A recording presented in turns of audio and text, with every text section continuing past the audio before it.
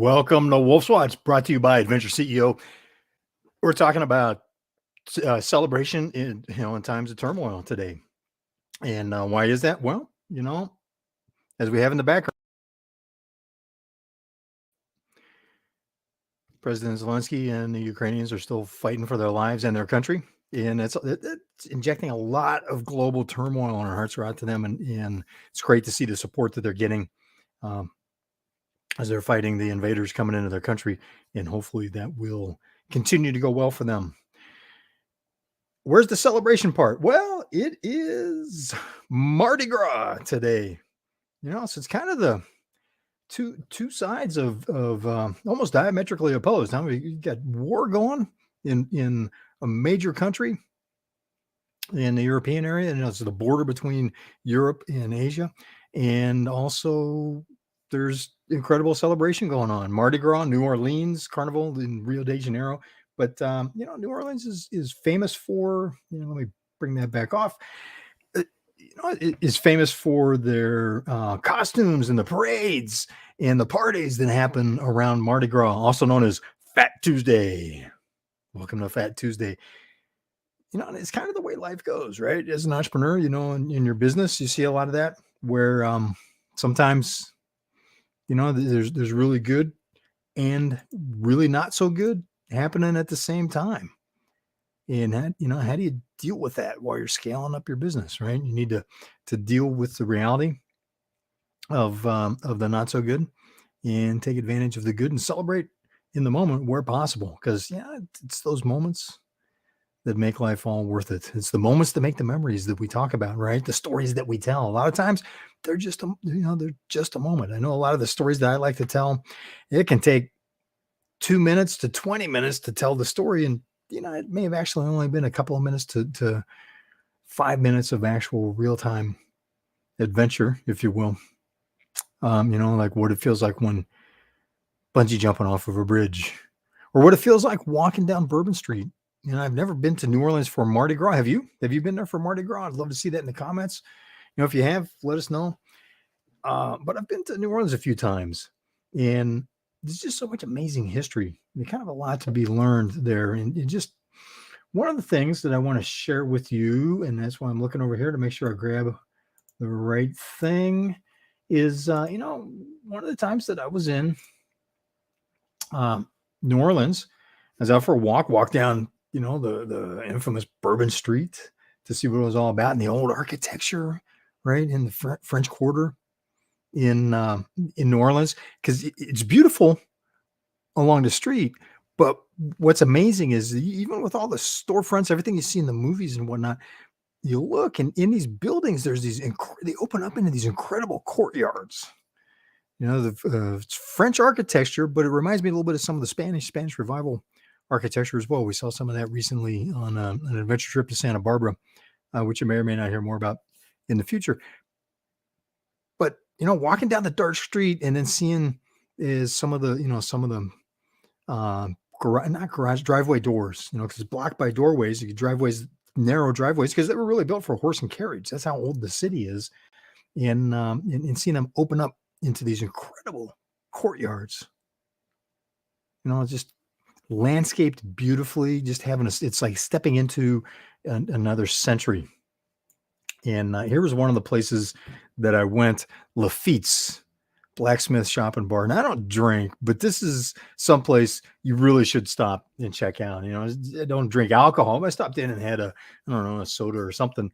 And this is from their website. And by the way, happy to PR them a little bit. Here's where you can find out more. No, that's Britannica. Wrong one, wrong timing. There we go. Lafitte's Blacksmith. This is built in 1722. So think about it. This is a pub that's 300 years old and still operating. Or it's the oldest. It hasn't been continuously used all that time as a pub. But they market it as take the claim of fame for being the oldest structure in continental U.S. used for a bar / restaurant. So they serve drinks and serve some food. Fun place. You got to really, see one of these pictures as they're scrolling past, and they have a really old looking fireplace, hearth, and it just has a sense of especially when you walk up at night. It was dark when I was walking down Bourbon Street. I was going for a walk. Just started out a little bit before sunset, so it was well after dark as I was walking along a lot of Bourbon Street. And it just has obviously from a different era and a different feel to it. Now, a memory that I had that doesn't show up in their photos, so it may be incorrect memory on my part, or they may have since some of the patrons here that were there and some of the people who worked there, that they had a tree growing in the center of the room. You can't see it in the behind. I remember it being behind the hearth where you can't really see it. They may have taken that out, but it looked like it was something that started and maybe it even had added on to a courtyard area in one part of the building or not. It was intriguing. It was just something to see, and it's being able to experience things like that. I could pull this down. Experience things like that to get a different perspective and to look at what can we learn from history that we can apply today? We talk about the pace of change today and how fast things are changing. We see it in the news, the headlines. Some things change very quickly. The tools that we use change rapidly. Some things not so much, because you go into a place like Laffites, look again at some of these photos. The people certainly haven't changed a whole lot, but you look inside, it's still very recognizable as a place to grab a drink and maybe have a bite to eat. It's not radically different 300 years later from any restaurant you would go into. The materials that used, the lighting's a little bit different. It's still, you walk in and go, yes, this is a bar/restaurant. Just like pretty much any place you would walk into in the United States that was built within the last 20 to 40 years, let alone 300 years ago. So that hasn't changed a lot. They have the electronics to do the point of sale ordering system, modern cash register, those kind of things. That's changed a lot. So the tools that we use changed a lot. A lot of basic human behavior hasn't changed a lot. And even if you think about it, some of the technology that we use has deeper roots than might first seem obvious. Like, for example, on this day in 1873. Shoot, what did I do with my notes here? Oh, I had this all laid out. So here we go. Yeah, in 1873, the first commercial production manufacturing of a typewriter began. There's a gentleman by the name of Christopher Latham Sholes that had the patent, which he had gotten in 1868 for a typewriter, but he had trouble manufacturing it. Right? He had the idea. He was an inventor. He was good with his hands. He could make stuff, so he could make a few of the models that functioned. He was able to get a patent for it, but in terms of mass manufacturing, couldn't do it. Couldn't scale up in volume. So he sold his patent to Remington Sons, company that's still around to this day. They make other products, but Remington had manufacturing knowledge and they had the capacity, they had the facilities to be able to scale up and manufacture. So Mr. Sholes sold the patent for the typewriter to them for $12,000. I mean, that seemed like a lot, but in today's dollars, that's where do we calculate this? That's over 24 million. It's almost 27 million, just shy of 27 million, $26.9 million in today's value. They sold it for. Not a bad day at the office, right? He was not able to manufacture it. Remington did. And so in 1878, that's 149 years ago, QWERTY was introduced to the American public, to the world. So it started the QWERTY keyboard and the first typewriter, which was a bit different from today's typewriter. And so you get some more show and tell for you here. Bear with me as I'm bringing this up. So that was the beginning of the typewriter and the keyboard. So we don't use the typewriter anymore, but we still use the keyboard layout. So that goes back 150 years.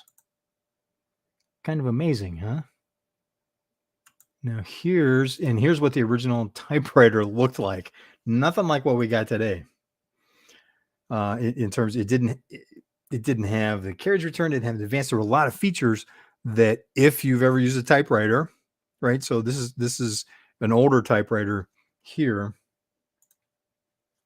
That's not what I want to do. This is what an older typewriter, what the original typewriter looked like. So it was cumbersome. It was clunky to use. There's a lot of things that, a lot of features that we take for granted today You didn't have an enter key to move to the next line. When you got done with the line, it didn't have auto correction. So, just still, it was a revolutionary breakthrough. And that led to the QWERTY keyboard that you're using today, starting 150 years ago. Now, think about that. When it comes to scaling your business, where are you running into problems like that where you don't have the direct experience, the direct knowledge? Like, Mr. Sholes, he was good at building the prototypes or building a couple of customs, but in terms of then being able to build in the kind of volume to manufacture, he didn't have that skill. So what did he do? What were his options? He could license it or sell the rights.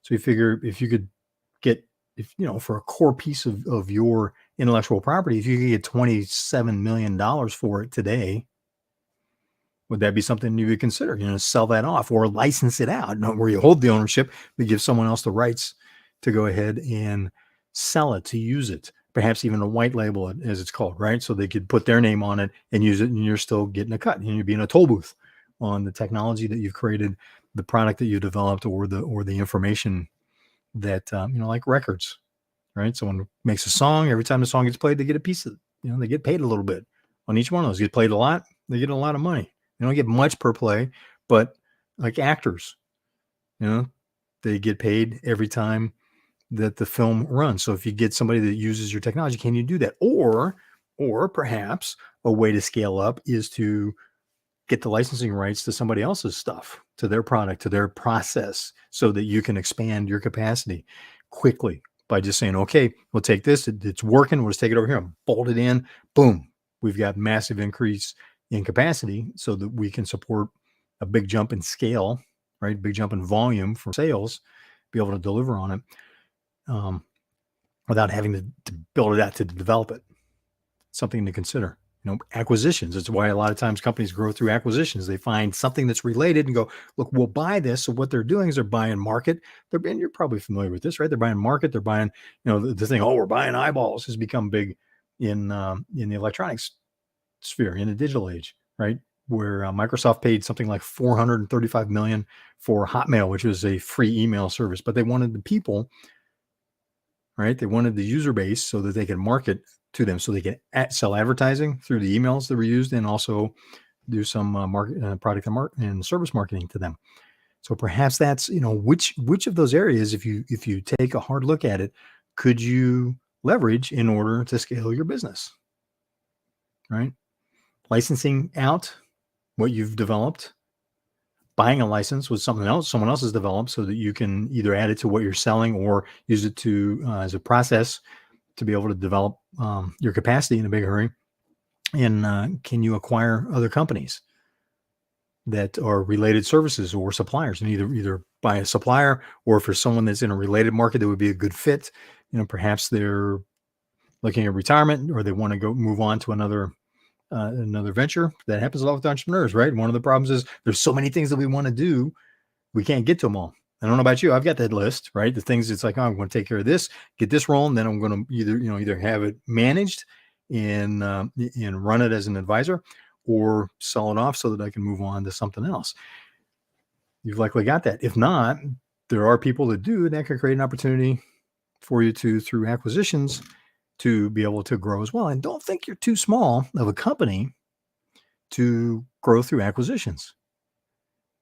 Right? It's not just that mergers and acquisitions aren't about $100 million, $2, $3, $4, $50 billion deals like we see in the headlines. It's also a way to grow, a family business, to keep something, to continue expanding. To get from 100 million to $1 billion in sales, there's usually a lot of acquisitions that go on. I had an opportunity to talk to the former CEO of EarthTech, which is a environmental engineering company in Long Beach, California. And she was the CEO that led them to over $1 billion in sales globally, and also through over 50 acquisitions to build that, to get into markets in other countries, to bring other expertise to the table that they knew their customers wanted, that they could sell to their customers. So consider that. You don't have to be $1 billion organization or even want to build it that big. If you want to go from 10 million to 50 million, be open to acquisitions, a couple acquisitions along the way. That could be very helpful. Needs to be handled correctly, but done right, it could be very, very lucrative for you, your team, the team of the company, and the founders of the company that you're acquiring, and for the community you serve. You know, for more on the typewriter, just a hat tip to Britannica, the photo that we were using. Appreciate Britannica. They got a lot more information on that. But consider that. So that's all for today. Today is Fat Tuesday. It is also, this is so amusing and it fits in with Fat Tuesday so well. It is also National Dadgum That's Good Day. I think we need some more of that, right? Need some more National Dadgum That's Good Day. So what made you go, Dadgum That's Good today? Acknowledge that. Hope you had a chance to get to Mardi Gras. If not, celebrate a little bit with someone close to you tonight, and keep our friends in the Ukraine in your thoughts and prayers. And if there's any way you can help them with some more significant support, do that as well. Thanks for joining us for Wolf's Watch, brought to you by Adventure CEO. I'm Wolf, and I will see you